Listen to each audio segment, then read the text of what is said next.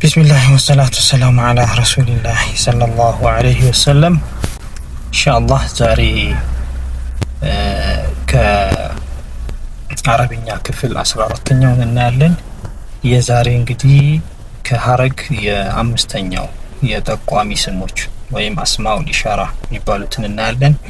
እንግዲህ መጀመሪያ ሙዳፍ ኢለይሂ ያየን፣ ከሱ በኋላ ከሙዳፍ ኢለይሂ በኋላ ጃር መጅሩር አየን፣ መውሱፍ ሲፋ አየን፣ እንዲሁም ደግሞ ሐርፍ ነስብ ወስሙ አየን። ከሀረጎች ውስጥ እንግዲህ ከስም አልወጣንም። ስም ሐርፍና ፊዕል አረብኛ ይከፈላል ብለን ገና ስም ላይ ነን።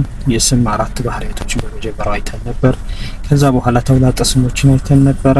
ከዛ ነው ሀረግ የገባ ነው። ዛሬ ከሀረግ ደግሞ አስማኡል ኢሻራ የምንላቸው ጠቋሚ ስሞች ወይም በእንግሊዝኛ ፖይንተርስ የምንላቸውን እናያለን ማለት ነው። እነዚህ እንግዲህ ሁለት አይነት አሉ፣ የሩቅና የቅርብ ብለን የምንጠቀማቸው። የቅርብ ለምሳሌ በተባዕታይ ሲሆን ሀዛ እንላለን፣ ይህ ማለት ነው። ሁለት ሲሆኑ ሀዛኒ እንላለን፣ በቅርብ የምንጠቁማቸው ነገሮች ሁለት ሲሆኑ ማለት ነው። ብዙ ሲሆኑ ደግሞ ሀኡላይ እንላለን፣ ይሄ ለተባዕታይ ነው። ለአንስታዩ ደግሞ ሀዚሂ እንላለን፣ ይቺ ለማለት ነው። ይቺ ለማለት ነው። ለአንድ ሲሆን ለነጠላ ሲሆን ማለት ነው። ሀታኒ ለሁለት ለጥንድ ሲሆን ነው። ሀኡላይ አንድ አይነት ነው ከጋራ፣ እሱ ደግሞ ለብዙ ሲሆን ነው። ስለዚህ ያው የእንግሊዝኛውን ከጎን አድርጌላችኋለሁ። ዚስ አለ፣ እዚህም ዚስ ነው። ይሄ ዚስ ይሄ ነው ጭራሽ ለሁለትና ለብዙ ለሁሉም አንድ ነው። ለአንስታይንም ለማስኩላንም ወይም ደግሞ ለተባዕታይም አንድ አይነት ነው ማለት ነው። የቅርቡ ነው ለቅርቡ ነው። እንግዲህ አሁን እኛ መያዝ የሚገባን ኢስሙል ኢሻራ፣ እነዚህ የምናነሳቸው ነገሮች በሙሉ በኋላ ለሚመጣው ትምህርት የሚጠቅሙ ነገሮች ናቸው። ለምሳሌ ተውላጠ ስሞችን ስናይ ተውላጠ ስሞች መቼም የማይቀሩ ስለሆኑ ነው። ወደፊት በሄድን ቁጥር አብረውን ስለሚሄዱ መያዝ አለባቸው። እነዚህ ኢስሙል ኢሻራም መያዝ አለባቸው። አስማኡል ኢሻራ የሚባሉት ይሄ ሀዛ፣ ሀዛኒ፣ ሀኡላይ፣ ሀዚሂ፣ ሀታኒ፣ ሀኡላይ ብለን የቅርብ ብለን እንይዛለን። እነዚህ ደግሞ ነስብ ሲሆኑ ወይም ደግሞ አሁን እነዚህ ባለቤት ሆነው ሲመጡ ነው የነገርኳቸው፣ ግን በእርግጥ ስለማይቀየሩ ነው እንጂ እነዚህ እንትናቸው ብቻ ነው የምትቀየሩ። ለሁለት ሀዛኒ የነበረው ሀዘይኒ ይሆናል በነስብ ወይም በጀር ጊዜ ቦታቸው ድርጊት አድራጊ ሆነው ሲመጡና ከድርጊት ተቀባይ ወይም ዲቴል ምንድነው ዲቴል ወይም ደግሞ ተጨማሪ ነገሮች ስለ ሰብጀክቱ ወይም ደግሞ ስለ ባለቤቱ የሚያስረዳ ሲሆን ሀዘይኒ ለተባዕታዩ ሀዘይኒ፣ ለአንስታዩ ደግሞ ሀተይኒ እንላለን ማለት ነው። ይሄ የቅርቡ ነው። የሩቁ ደግሞ ይሄው በሩቅ ራቅ ላለ ነገር ስንጠቁም፣ አሁን ቅርብ ነገር ስንጠቁም ነው የጠቋሚ ስሞችን ያየ ነው። ራቅ ሲልስ ስንል ይሄ ደግሞ ለተባዕታይ ጊዜ ዛሊከ ያ በአማርኛ ወይም ደግሞ ዛት በእንግሊዝኛ፣ ዛኒከ እነዚያ ወይም ዞስ የምንለው ማለት ነው። ኡላኢከ አሁንም እነዚያና ዞስ እንግሊዝኛው ሁለትና አማርኛውና እንግሊዝኛው ሁለትና ብዛት ስለሌላቸው ያው የሚጠቀሙት ቃል አንድ ነው። አረብኛው ሁለት ስላለው ነው። ይሄው ራሱ ዛሊከ የነስብና የጀር ቦታ ሲሆን ዘይኒከ ዛኒከ የነበረው ዘይኒከ ይሆናል። ኡላኢከ ነው፣ ችግር የለውም። ከዛ የአንስታዩ ደግሞ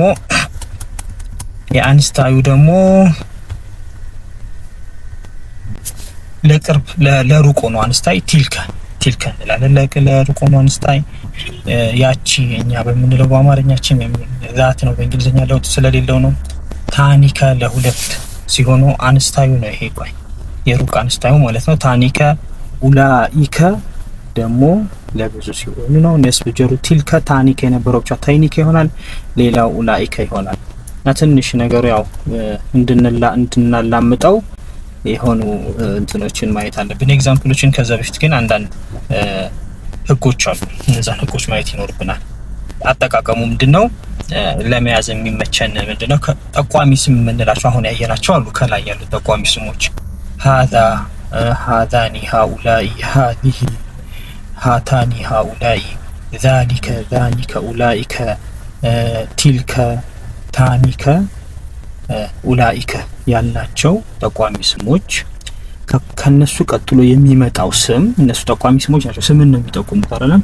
ከነሱ ቀጥሎ የሚመጣው ስም አል የሚል ካለው ስሙ ማዕሪፋ ከሆነ ወይም ደግሞ ፕሮፐር ከሆነ ወይም እኛ የተጸዎ ስንል የምንጠቀመው አል ከገባበት ያን ጊዜ ነው ስራቸውን የሚሰሩት። አል መኖር አለበት። በእርግጥ ይሄ ሁሉ ጊዜ ነው ማለት አይደለም፣ በአብዛኛው ነው።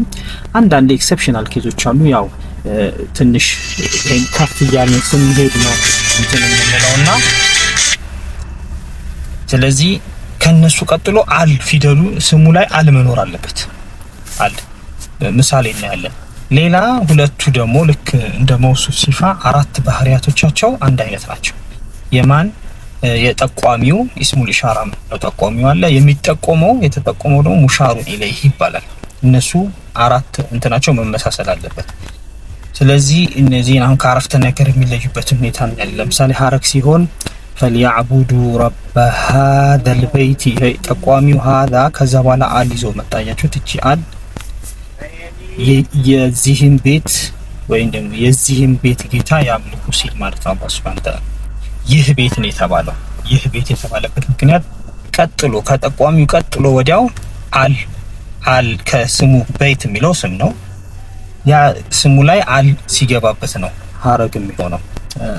ሐረግ የማይሆንበትን ደግሞ ከታች ስለምናየው ነው። ሌላኛ ደግሞ ፊ ሃዚሂ አልሐያቲ ዱንያ ሃዚሂ ብሎ አልሐያቲ ዱንያ አል ገብቷል።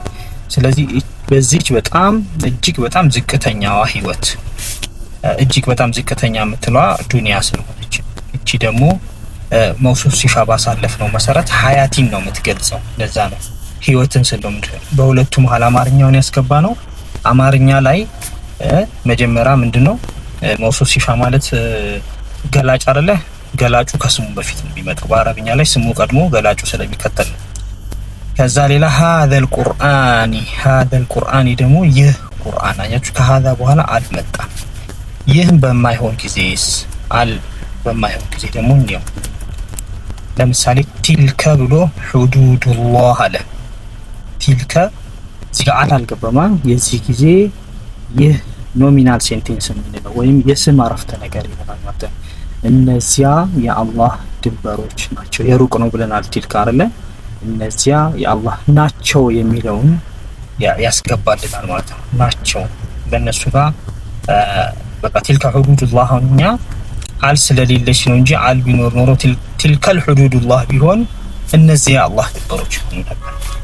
አል ግን የለችም ማለት ቲልከ ሁዱዱላህ ካለን እነዚያ የአላህ ድንበሮች ናቸው ነው ናቸው ነች የሚሉት ቃላት የሚመጡት አሏ ሳትኖር ስትቀር ነው ማለት ነው። ይሄ የስም አረፍተ ነገር ይሆናል ማለት ነው።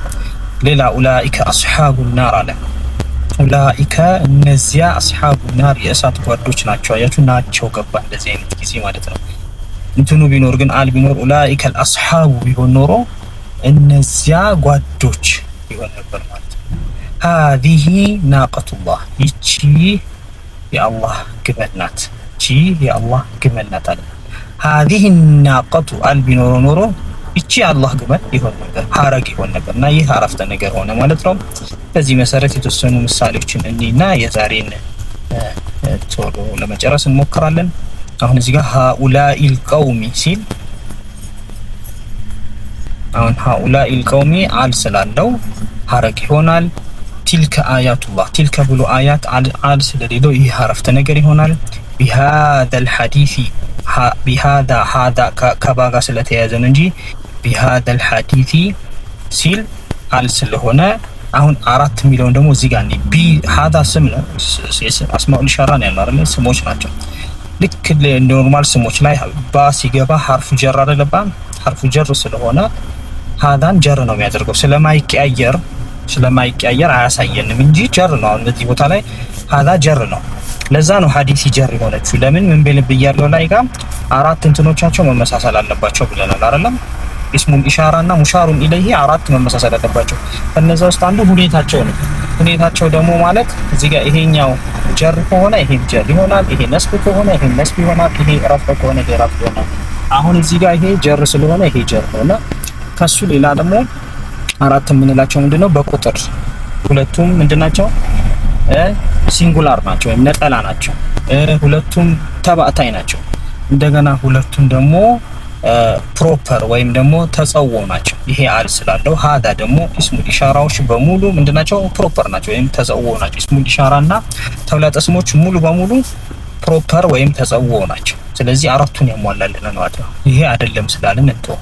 እዚህ ጋር ደግሞ ሃኡላኢል ቀውሚ ሃኡላኢል ቀውሚ ደግሞ ይህ ያሟላልናል። ስለዚህ እንትኖቹን ስናይ